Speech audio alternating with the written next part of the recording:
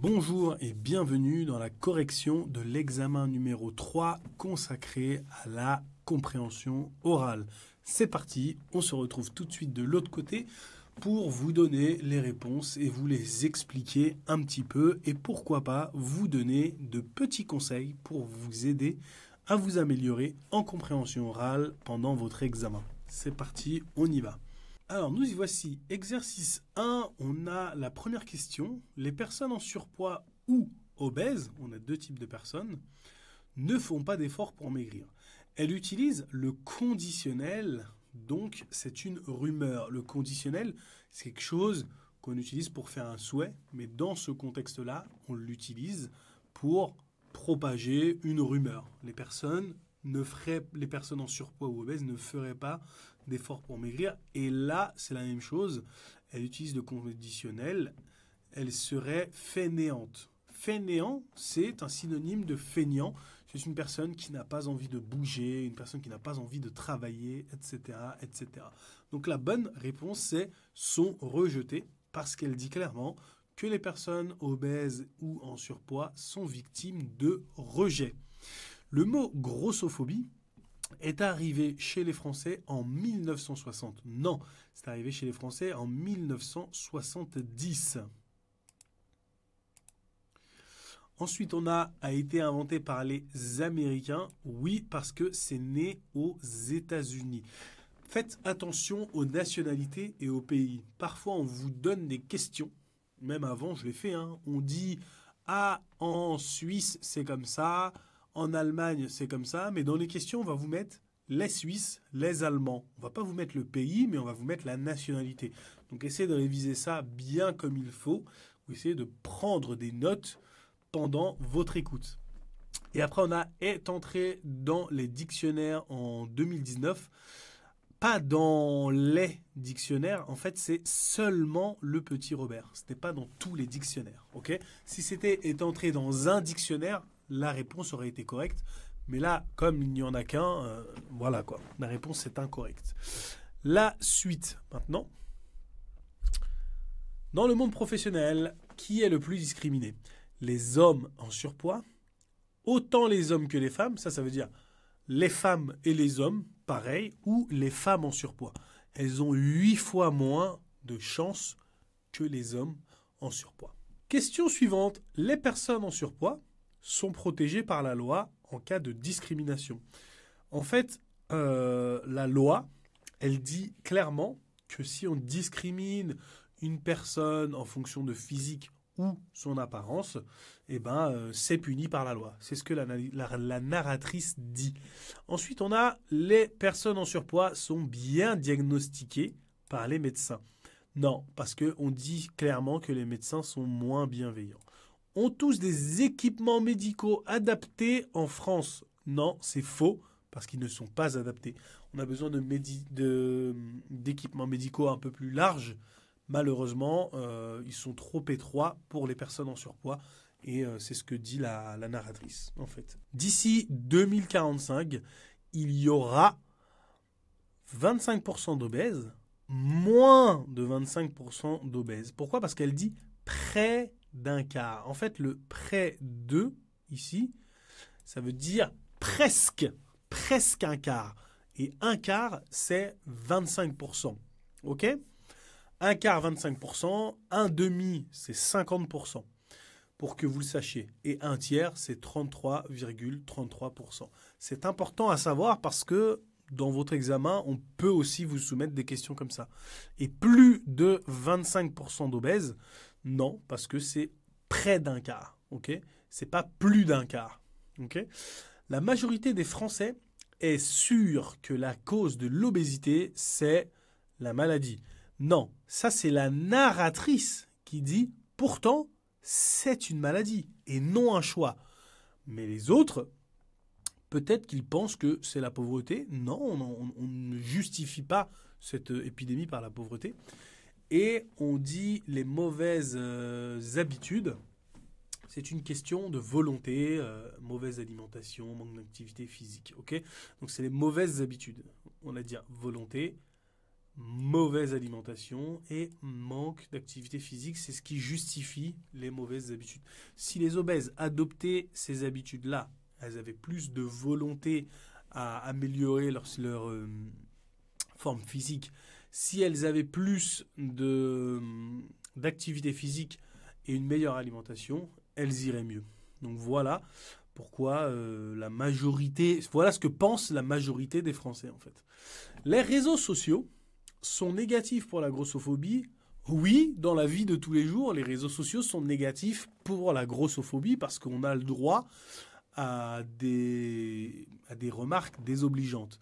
Mais dans l'audio, on ne dit pas les réseaux sont négatifs, les réseaux sont positifs. Non, on ne parle que de la positivité des réseaux sociaux. Donc, ils sont positifs pour la grossophobie. On a les hashtags body positive et body neutrality. Elles ne parlent que de ça. Quand vous avez une compréhension orale, faites bien attention. Prenez en compte uniquement les faits qu'on vous a donnés dans l'audio. Même si vous savez que c'est négatif, que c'est positif et négatif, si dans l'audio, on ne vous dit rien de négatif en relation avec les réseaux sociaux et la grossophobie, ensemble, on ne vous dit pas qu'en fait les réseaux sociaux sont négatifs pour la grossophobie, vous devez absolument répondre sont positifs pour la grossophobie. Donc je te laisse compter tes points avant de passer à l'exercice numéro 2. Exercice numéro 2. Les seniors dont on parle travaillent dans une usine. C'est une usine de biscuits. Donc un biscuit, c'est un produit alimentaire. Donc voilà, travaille dans une usine de biscuits. Une usine de textile, ce n'est pas une usine de textile parce qu'on ne parle pas de vêtements. Et aussi, ce n'est pas une usine automobile parce qu'on ne parle pas de voiture tout simplement. Avec l'âge, on est plus épuisé. On nous dit que le corps s'use. Donc, quand on est jeune, on a la forme, on n'est pas fatigué, on tient. Mais plus on vieillit, plus le corps s'use et plus on est épuisé facilement. Okay ? Donc, quand un corps est usé, c'est un corps qui est fatigué. L'expérience nous rend efficaces, pas forcément. Et on est plus épuisé, on a moins de travail non plus. Parce qu'on a moins de temps de travail non plus, c'est faux. Question numéro 3. Le problème du travail des seniors concerne. Qu'est-ce qu'il concerne ? Il concerne la prévention. Pourquoi ? Parce qu'on ne pense pas bien à éviter aux gens de s'accroupir, se tordre, se pencher. Tout ça, en fait, ce sont des gestes qui créent plus tard des maladies professionnelles, qui créent l'usure du corps. Mais si, en amont, au préalable, on avait pensé à éviter ça, eh ben, le corps ne serait pas usé et tout irait bien. Et éviter tout ça, penser à éviter tout ça, proposer des alternatives et tout, c'est exactement ce qui s'appelle la prévention. Ensuite, nous avons le matériel adapté, permet de travailler sur une chaise ou un tabouret. Pourquoi ? Parce qu'on parle de travailler assis. Vous savez, les mots tabouret, chaise n'ont pas été dits, mais quand on s'assoit en travaillant, c'est soit sur une chaise, comme ça c'est une chaise, soit sur un tabouret. Un tabouret, si vous ne savez pas ce que c'est, je vous laisse regarder sur Google. Donc voilà. D'éviter les gestes répétitifs toutes les heures. La gestuelle est répétitive, on le dit, mais pas profonde. Toutes les 30 minutes, une pause. Ok ? Donc, là, on a clairement une gestuelle répétitive. Donc, ce n'est pas bon. Et ensuite, de se lever plus tard pour aller au travail, c'est faux. Il y a même une personne âgée qui se plaint de ses horaires. Mais ça, c'est pour la réponse d'après. La personne qui témoigne a un problème avec les horaires. Pourquoi ? Parce qu'elle se lève à 5 heures du matin. Okay ? Et ses horaires, c'est de 5 heures jusqu'à 13 heures. Et c'est très, très fatigant. Ensuite, on a Dominique.